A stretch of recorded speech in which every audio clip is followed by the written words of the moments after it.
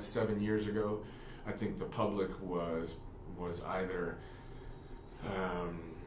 agnostic or opposed to really important comprehensive immigration reform proposals. And now the public's mood has clearly shifted.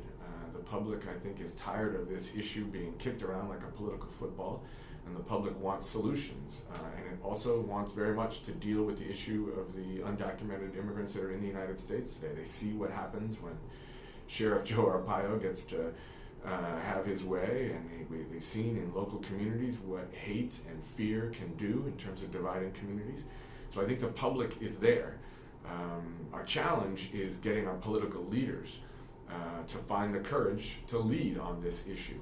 There's been, for the last 5 to 7 years, a political wall in front of immigration reform, and that wall has come down because of public attitudes, but what remains of it is really political leadership that doesn't understand the shift that's happened over the last 2 or 3 years, and I can't quite figure out how do they move forward on this issue when so many of the folks in both parties are stuck on language from 2 years ago. And unfortunately, politics today doesn't seem to shift that fast, and I think the pressure that's been mounting, the political pressure, the campaign pressure, the fact that folks are getting registered to vote and folks are getting angry about this issue continuing to be unresolved, I think is really spurring political leaders to understand they have to do something. So this is the most important time in immigration reform in the last 15 to 20 years. It really is a coming together of politics, public opinion, and the need, the policy need to solve this problem. Wow, there's so much that can be done, and there's so much that needs to be done still. And I could list some of those, but I can certainly list the one thing that we cannot do, and we cannot sit back and wait for somebody else to make a phone call. We can't sit back and wait for somebody else to care about our issue. We can't sit back and assume that somebody else is going to carry the flag over the finish line.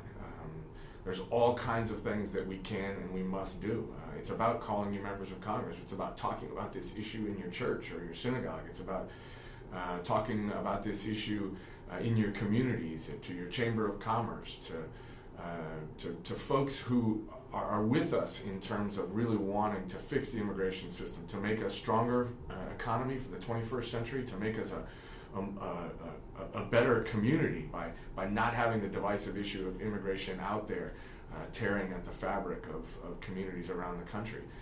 So there's a lot of people who really are committed to that kind of change, that political change and that policy change happening. And if we aren't, as immigration lawyers and as immigration advocates, if we aren't part of the leadership of this, then there is no leadership on this issue. And if we're not able to get this over this finish line, we don't want to look back and say it was because we didn't do enough. We got to leave everything on the table.